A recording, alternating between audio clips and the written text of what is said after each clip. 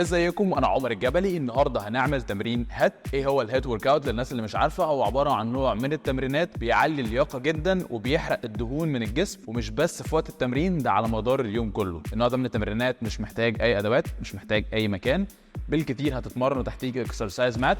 هنعمل كل تمرين من التمرينات دي 45 ثانيه وهنريح 15 ثانيه، وبعد ما تخلص كل التمرينات تقدر تريح دقيقه او دقيقتين وتعمل سايكل ثانيه او 2 بناء على مستوى اللياقه بتاعتك. وفي نفس الوقت لو لقيت تمرين من التمرينات صعب ان انت تعمله 45 ثانيه، ممكن تبطئ التمرين او تاخد بريكس بسيطه في النص، يعني هتقف ثانيه ثانيتين وتكمل لحد ما مستوى اللياقه بتاعتك يعلى تقدر تعمله ال 45 ثانيه على بعضهم. جاهزين؟ يلا نبدا.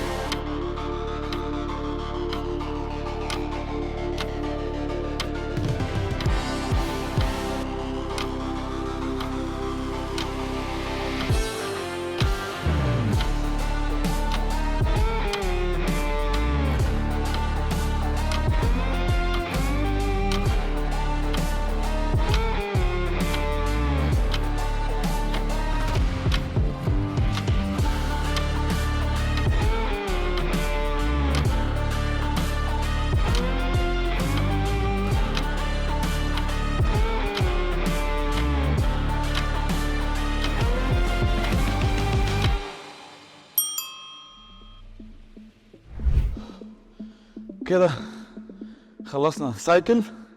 التمرينه دي كانت صعبه قوي بالنسبه لي، خصوصا ان انا كنت بصور فيديوز تانية فمتمرن كذا تمرين النهارده. بعد ما نخلص سايكل هترتاحوا دقيقه لدقيقتين، بعد كده هنخش سايكل تاني لو قادرين، لو مش قادرين كفايه سايكل واحده في البدايه، وبعد كده هنزود عدد السايكلز مع الوقت كل ما نتعود عليها. التمرين ده تقدر تعمله 3 مرات في الاسبوع، ممكن تعمله بعد تمرينك او ممكن تعمله لوحدك. اتمنى يكون الفيديو عجبكم، ولو عايزين فيديوهات اكتر زي دي عرفوني في الكومنتس، واشوفكم على خير في اقرب وقت.